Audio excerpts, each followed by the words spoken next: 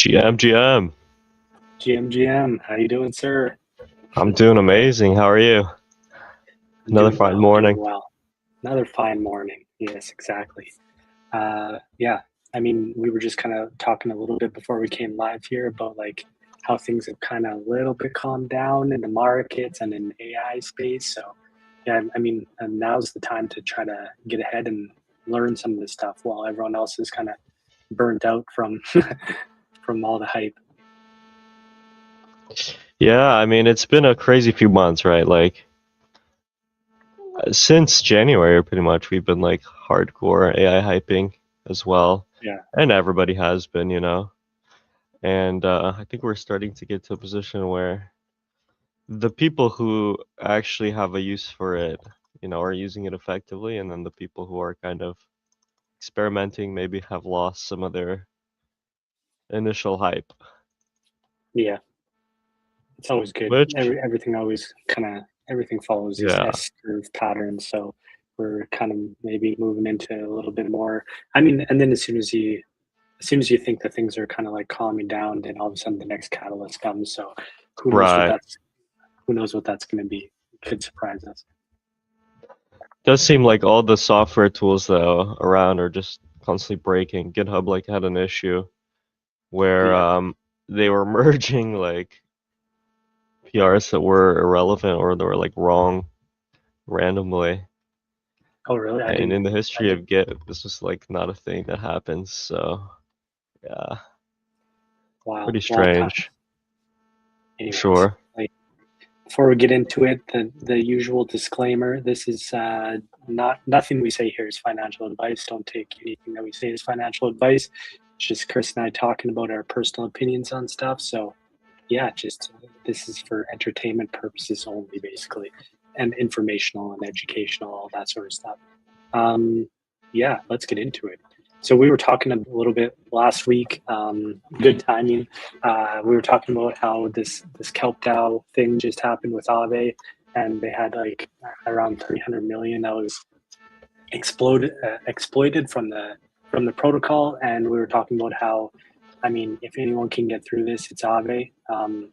Like again, like they're like a cornerstone to DeFi and building, like one of the early builders on Ethereum, and they've built up like quite a reputation. And it was good to see like a whole kind of DeFi United movement happened around this exploit over the past week here, which has been super cool to see.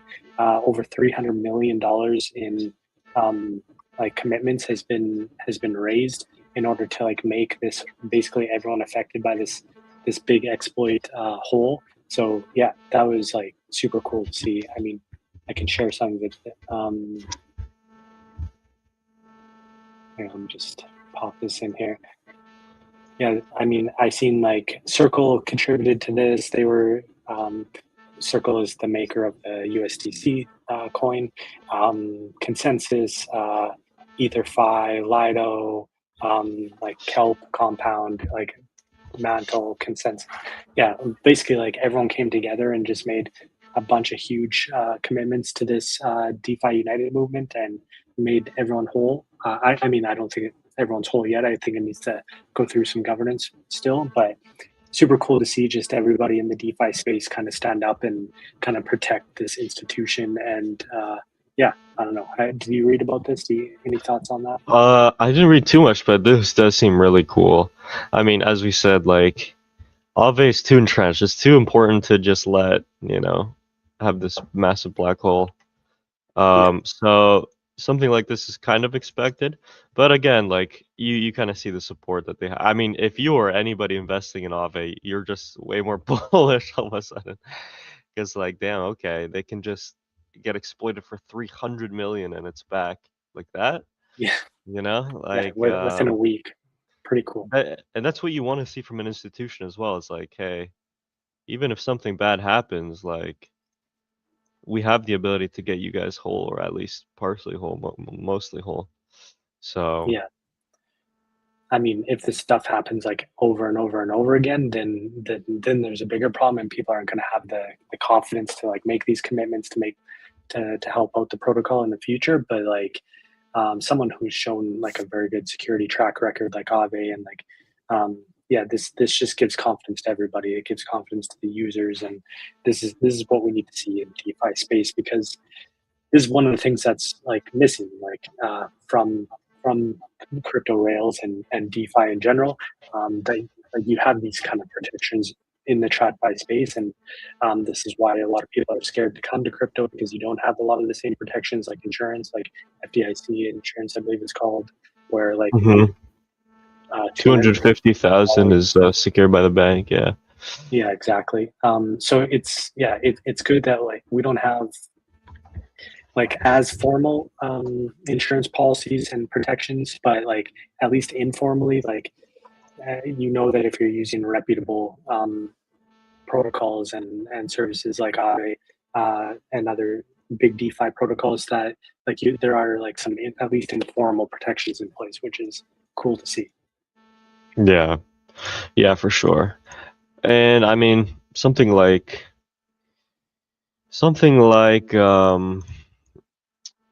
insurance is like an industry that's also being built out a lot for crypto. You know, it's kind of it's hard to do insurance for crypto because of the risk factor is as high as it is, but you know, at least something like this shows more security than less in the space, especially in a time when, you know, fundraising is lower, um, disposable income from projects, from investors, from everybody is a bit lower. The fact that they can do this is really good. So Yeah, bullish. definitely bullish. And yeah, also just like another like example, or I guess of how early we still are with DeFi. Like it's still compared to traditional finance, which is uh, I mean like decades or arguably centuries old, depending on how you look at it. DeFi is still like a brand new thing. Like Ethereum was only invented in what 2015, 16. Um, so yeah, we still have a long ways to go. We're only like a decade into this, and yeah, different things like insurance protocols and stuff are going to be built out, and there's more and more happening. Like Coinbase is making a strong effort to like tokenize assets, and now you can start to like use your crypto as collateral for like mortgages and things like that. So yeah, we're still early, but and as Superseed, we're pumped to be like just a part of this space and building on the shoulders of these giants, and contributing to like make DeFi better. So yeah. Anyways, that's my kind of rant on that. Good rant. I agree. Good, good rant. In other news, on the subject of like bringing TradFi and the traditional world onto crypto rails, this was big news. I don't know if a lot of people caught this. I don't know if you've seen this, but Meta, who is the parent company of Facebook and Instagram, WhatsApp, all these different super popular apps, they have announced that they are now going to implement stablecoin payments for creators.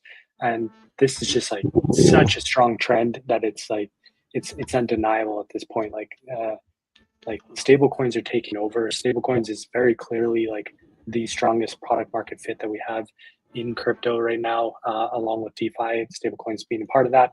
And like it's just undeniable that like stable coins are eating the world, and they are like they are the on ramp to the crypto rails. So super cool to see. For sure. Yeah, man. Like, I think we were talking about this last week as well. All these different um, institutions adopting stablecoin payments for just random stuff in the back end. So people, you know, people don't actually know they're using USDC or USDT, but they are, you know, and that's another. At the very least, you're entrenching these payment or these stablecoin companies heavily into the payments infrastructure in the traditional financial system, which is something that you want as a crypto native anyway.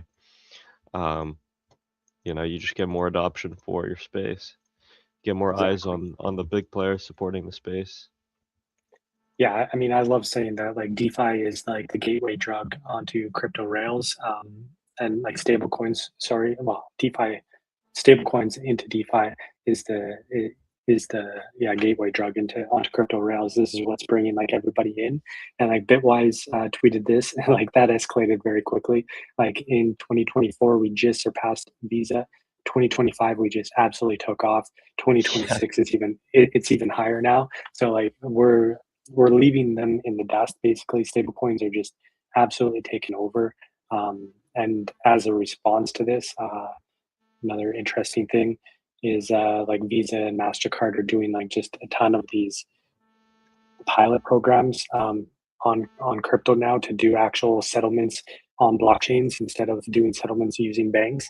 So this is very, very interesting also that like Visa and MasterCard, it's basically an adopt or die situation right now. Like you have to adopt these new rails. They're way faster, they're way cheaper, they're way more efficient.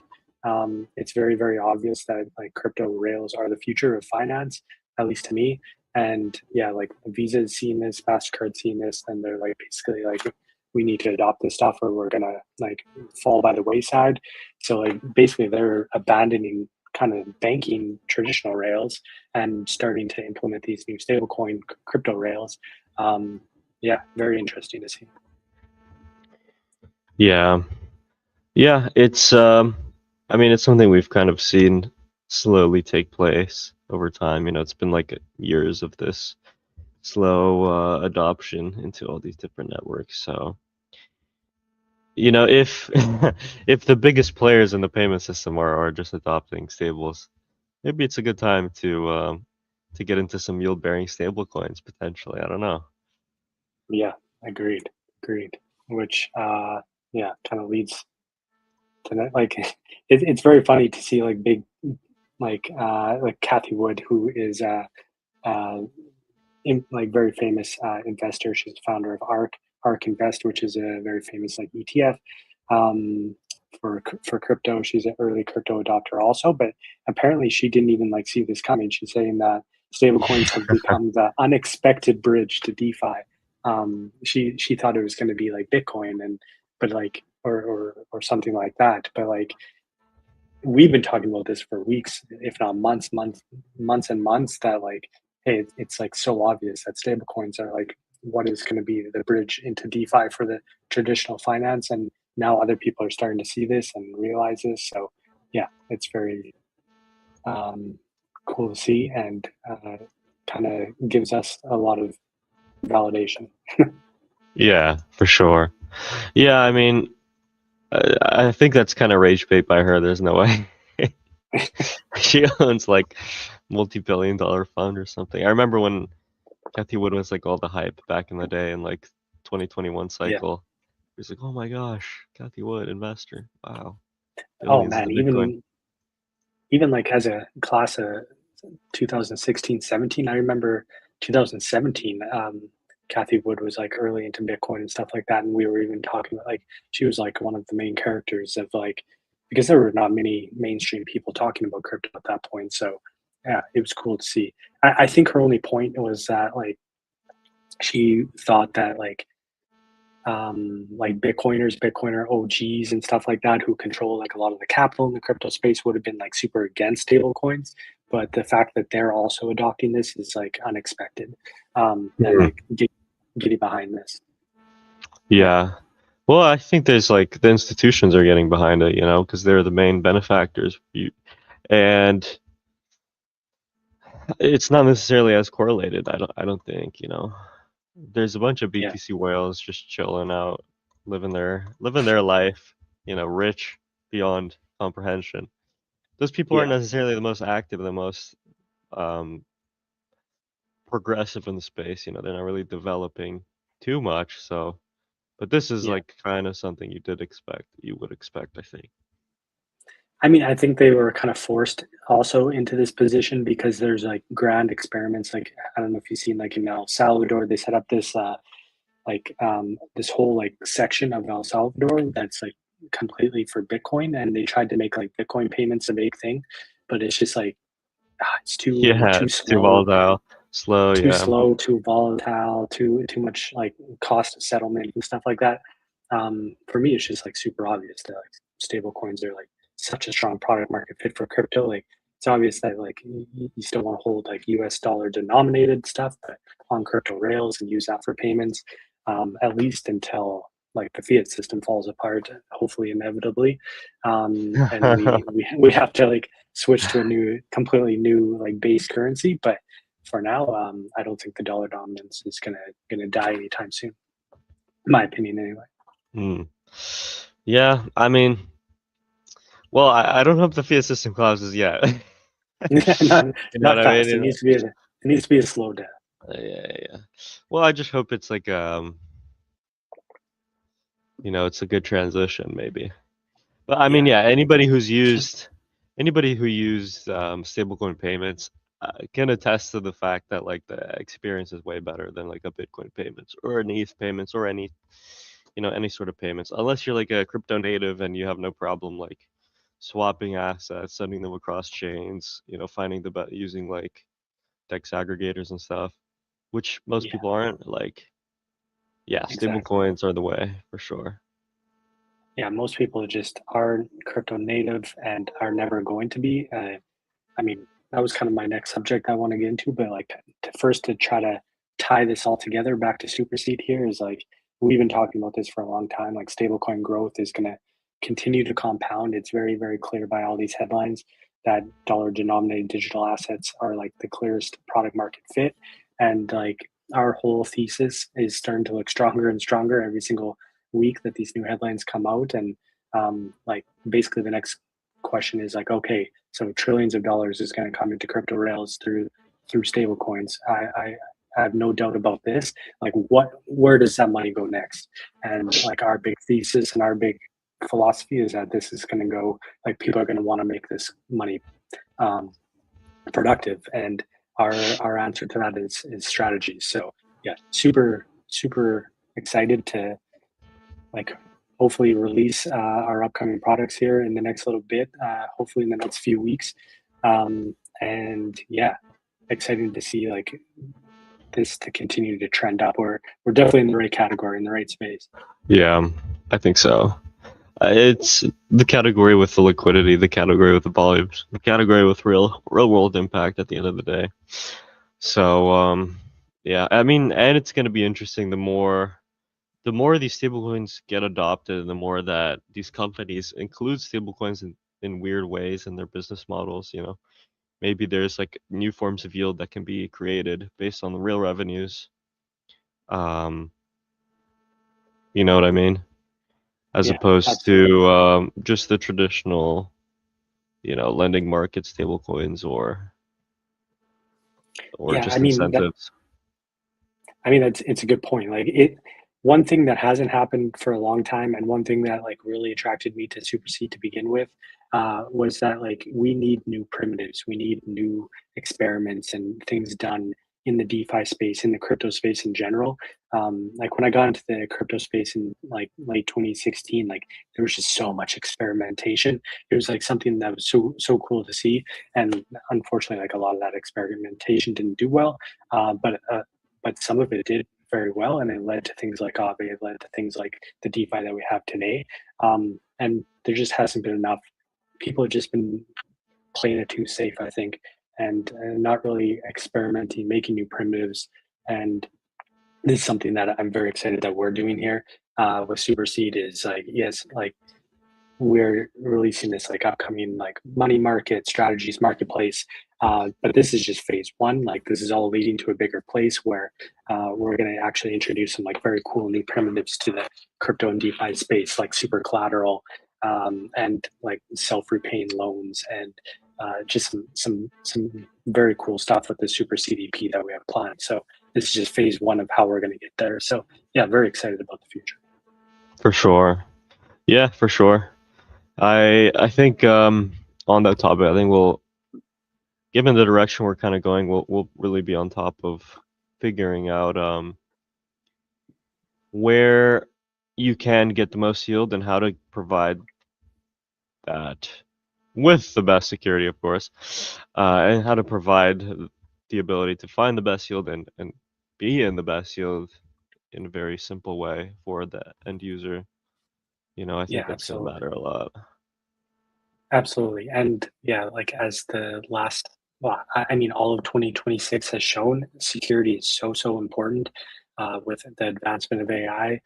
There's just so much other areas that are being exploited right now that other people haven't found. So, like, one thing that we are going to emphasize, we've got a blog coming out on this very soon here about how our emphasis with our upcoming product rollouts are going to be really around security and transparent security and customizable security and all that sort of stuff. But like how security is kind of going to be like the main part of our framework. So it's like yield, yes, high yield, yes. We want to give you like the best strategies and the best yield possible, but not uh, at the expense of good security, basically. Right, not the 10 billion% APY Yeah, fork. You know, hope it works. It's like, yeah, security is definitely the most important factor at the end of the day, like exactly. surely, you know. Let's call it like scalable yield or like sustainable yield, something that Yeah. it's that's been missing from a lot of these uh, yeah, experimental kind of DeFi like protocols that are offering hundreds or thousands percent APY. Listen, have you ever Anyways, lived if you haven't invested in 10,008% APY fork? Have you ever lived? I Are you really are crypto you a native? crypto investor if you haven't round tripped like your entire investment portfolio? Like I On yeah, true. anyways, on the subject that you were kind of talking about before there, I thought this was interesting. Also, OpenAI reportedly developing a smartphone designed to make apps obsolete by replacing them with AI agents. And this has been like a rant that I've been on for like months and months and months. I really don't think the future UI UX is going to be humans like typing things in Love and the clicking clicking things buttons. on a Yeah. screen. Yeah, it's just you're going to be talking to your AI. It's been so obvious to me that like this is the future and this is what's going to bring like the billions of people onto crypto rails is that they won't even they'll just be talking to their AI agents. They won't even realize that they're like dealing with crypto rails in the back end and stablecoin transfers and all this sort of stuff. So I think this is super cool and again validating to see this from OpenAI. Have you seen this? You know, I have seen this, and I will say this is basically I was trying to build this for myself on my own computer because it's like very clearly the best UI. No one wants to have, especially if you're like doing other work, you know, if you can multitask, just talk to your like agent and then just kind of guide him. You don't even have to like make every decision. Just kind of give him principles for his decision making. Oh, that's just so much better, more productive than like even having to sit in Claude code for like the entire day and just like fix every single issue that Claude is running into, you know. It's and in terms of everything else, like imagine that UI on your phone, you know, you have no like there is no complication of oh I have to find some setting that I don't know where it is or I have to find Yeah, some like some information about my phone or some like I don't know, whatever. You just say, "Hey, where is this?" "Oh, it's right yeah. here." Hey, "Oh, thank you." hey, I want to do this. I want to do this, and then the AI just does it. Like it's Yeah. just so obvious that this is where everything is going. So yeah, pretty cool. Imagine planning a trip, booking something, like you just don't interact with your phone at all, just auto does it for you, you know, with permissions. All you have to manage is permissions, which you manage verbally as well. You know what I mean? Like, exactly. yeah, Yeah, I mean, I guess we'll need like some sort of like dashboard or something just to see like all the permission. Like you're gonna want to like be able to. You can't just like take your AI's word for it that oh like yeah don't worry this backdoor is closed or this backdoor doesn't exist. Like I want like some sort of proof around that. But like yeah, I'm interested to see like what their smartphone design looks like. Like I can't even really imagine like what the flow would be, but I guess it would be just like typing or tag or talking right to the AI. And I don't know like what would be available on an actual phone, like, or do we even need phones in the future? Like, should it just be an earpiece and like a, maybe like some sort of a Google Glass or contact lens or something? I don't know. yeah, it's gonna be the brain chip, man. You're just gonna brain interface. Probably, probably that's where it's all going. and then we become robots or we get left behind. Another What? interesting story. Anyways. Just gonna move past that. I thought this was very interesting. I want to get kind of your feedback on this. I'm not really a There's gamer. no I way. think you're. There's no way this is possible. I don't believe it. Rockstar Games announcement. Anyways, yeah, like, wait, is this real? I'm just sorry. I'm just reading this. It looks like the tweet it, from last year, so they tweeted it last year, but they said that it's coming out May 26th this year. Let's see if that holds up. But like, something I just realized, which I didn't realize before, is that like they put so much work into this Grand Theft Auto 6 that apparently this could be like the metaverse, the virtual world that like everyone in crypto has been dreaming of for like a long time. Apparently, it's going to be so expansive that like they're going to be like integrating crypto into it, and like there's a real chance that like there's going to be like built like real estate or buildings or homes that you have inside Grand Theft Auto 6 that are going to be tokenized, and you'll actually be able to like own them for real, like as NFTs, and who knows. But this is all just kind of speculation at this point. Nobody knows for sure until it's actually released. But I don't know. Like, I want to get your kind of feedback on this. Do you think that this could be like the metaverse, like virtual reality world that everyone's been kind of dreaming that crypto would create for like so many years? here's what I will say about this. Rockstar Games is a phenomenal studio. They did make GTA 5, which has become like the biggest RP like economy. I don't know. The economy is not a good word, but like it's a Yeah, place yeah. where all the RPers are. Digital economy. You Yeah, know, everybody's spending a lot of time there. Um, and that's just kind of like, okay, well, I mean, probably it can be a starting place for something like that. I'm sure a lot of experiments will take place there. 'Cause GTA 5 is still massive, like today. You know, if you check like Twitch viewership, it's pretty crazy player base. yeah, And all they need to do is just add like some crypto. I mean, if you're like a GameFi person, this is like your wet dream. You know, you're like, yeah. hopefully hopefully they have some sort of crypto, or maybe you are able to even build it for yourself, you know, have your own custom server and just backend vibe code some like crypto onboard process, crypto interaction process. That's That'd true. be pretty You cool. can kind of. I mean, there's all sorts of speculation. I kind of went down like a little bit of a rabbit hole. I'm not like a gamer, so I might be saying things completely wrong. But my understanding is that like yeah, they're gonna like people will be able to run their own servers. Like basically, you'll be able to take this game engine that is Grand Theft Auto 6 and like kind of run your own kind of private servers and invite people into your like part of GTA 6 and essentially like if I understand things correctly, you could build a metaverse that is completely tokenized on crypto rails inside Grand Theft Auto 6 when it's released and kind of like have your own kind of gate. Like maybe you need a token to get in, or you need to own a piece of real estate to get in. But yeah, I think that there's going to be all sorts of different experiments done, and I think this is a little bit hyperbolic what this guy tweeted, like the biggest crypto event of the last 2 years. But I do think that if some of the speculation is true and they build like crypto and or at least have the rails in there that other people can do it in the game, like I think it could be a very very big catalyst because there are what like millions, probably hundreds of millions of players in Grand Theft Auto already. So yeah, Oh yeah. Oh yeah, it's like one of the most popular like titles ever in gaming probably. And it's super super just active community. So yeah, I mean, I believe it could happen. yeah.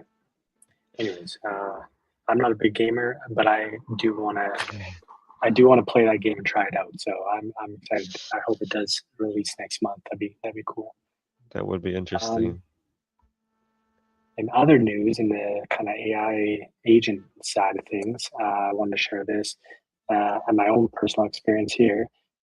So like this is just one example, but like this guy has been like a diehard like Opus like Anthropic fan since the beginning. He's been like nonstop posting about like his OpenClaw agents and he's also been experimenting now with Hermes agents, and he's been a nonstop like huge fan of Anthropic. And now apparently like he switched over to ChatGPT 5.5 with their new release, and like vouches very strongly for it. And now like a lot of people are kind of like migrating away from Anthropic onto ChatGPT 5 and like 5.5.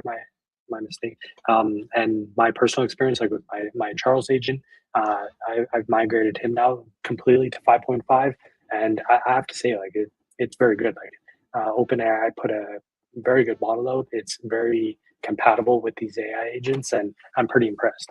Have you had a chance to try it out? I have not yet, but I do hear from many people that it's like better. I'm curious in what capacity as well, if it's just technically an improvement versus 5.4 or even Opus 4.7, 4.6. I still haven't seen that much like media around how good, 4.7 is from Claude, you know. I remember the Yeah. 4.5 to 4.6 transition was crazy hype, and even my user experience was like, oh wow, this is way better, like clearly. Um, but I mean, personally, I've been using both, and like Opus 4.7 is good. I don't think it's like a huge leap above 4.6 though. One downside of 4.7 is like it's just like takes a long time and burns a lot of tokens.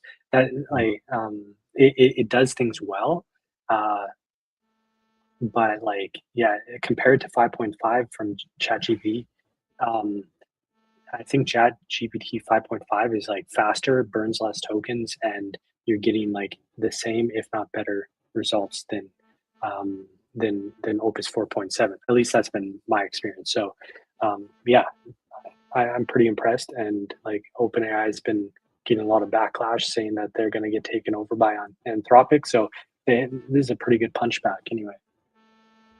yeah, I can imagine that. I mean, if they're not releasing Mythos, then Claude is going to be, or Anthropic's going to be a little bit less publicly um, glorified, I guess. You know, they did really well because they were releasing the state of the art models. But Yeah, when that kind of stops because the models are too powerful, as they say, it's going to be kind of hard to get back to that state, I feel like. Um, yeah. Momentum I don't know. is a very strong thing. So it's very hard to shift momentum once you have it. Um, so yeah, it's right now. It's like for me at least, it's between Anthropic and OpenAI, and they're just like going back and forth, and who knows who's going to actually in the end take it all. OpenAI seems to have like a lot more users. Anthropic seems to have more of the kind of corporate, like institutional clients. So yeah, it's well, let's see what happens. But sorry, go ahead. Yeah, I mean, they're probably both um, pretty institutional at this point, But Yeah, I will say, like, it's gonna be weird because I imagine OpenAI will have this problem as well. It's like when they create models that are too good, and they really can't release them publicly. A lot of it becomes internal. Like, what happens to their brand image? What happens to how people view them, or how people actually, what amount of energy do they give to these products? Um, I think it's wise to focus on models that can be released publicly for specific use cases. true. Yeah, that's a good point. So you don't lose that like kind of cultural relevance potentially. Yeah, I mean, people are like absolutely. integrating all these tools into their workflows in real time. You're you're kind of like losing a lot if you just sort of stop releasing products because you went fully private. Yeah, I completely agree.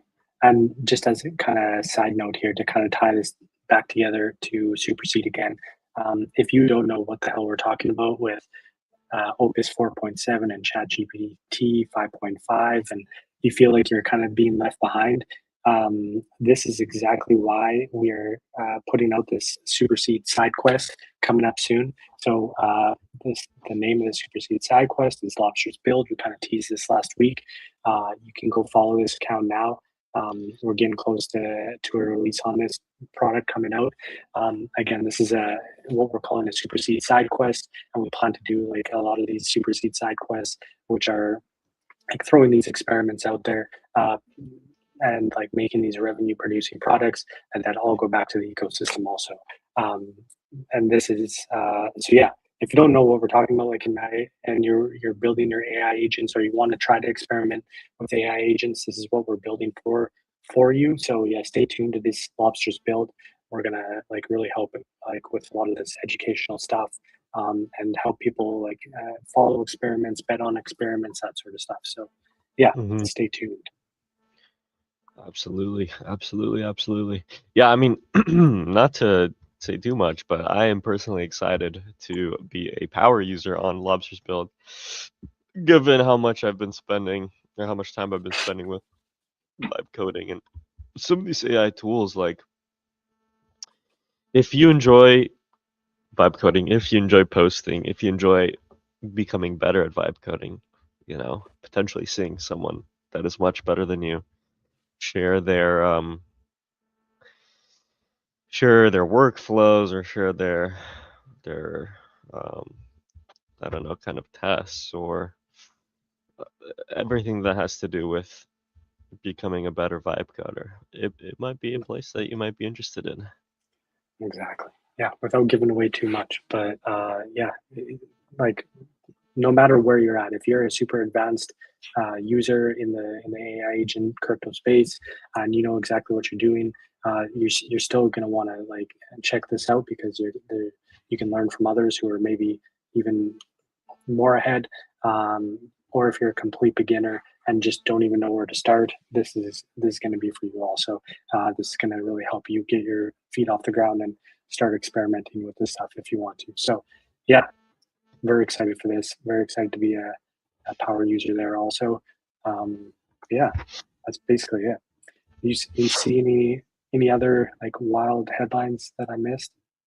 That was basically all I had. There's too many to even go through them all. But yeah, I mean, it's it's been a bit of a slower week, relatively speaking, compared Yeah, it's been a to little bit what slower. we've had. Like we talked about in the beginning, like it's a good time to try to experiment with some of this stuff, because there's not like new headline after new headline after new headline every single day. So it gives you a little bit of time to try to just like get your feet on the ground and get ahead with some of this stuff. Just as one kind of final thing to leave everybody with before we sign off here, the robot, the whole robot theme is like really starting to heat up right now, and I think is going to really start to take shape over the next, I don't know, over 2026 for sure. This is going to be a major theme and a major headline. I don't know if you've seen, but like robotics, like companies like Figure, and there's like a lot of other ones that are all competing right now. They've just like completely ramped up their production, and they have like hundreds, thousands of these robots like ready to go out. Tesla's going to be releasing theirs right away. So yeah, I don't know. I'm personally very, very excited about the robots. I want to experiment with these. I want to get one myself.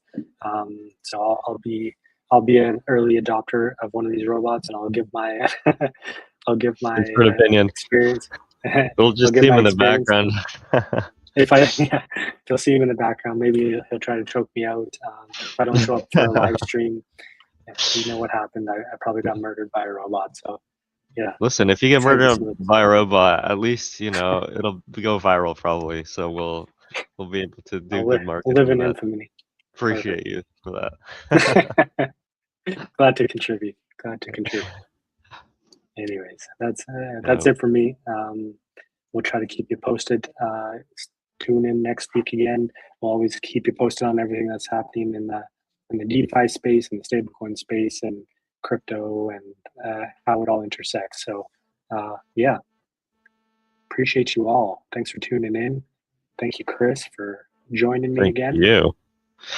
Absolutely, man. It's always a pleasure. It's always a good time. Always a good time. Signing off. See you next week, everyone. Take care. Peace.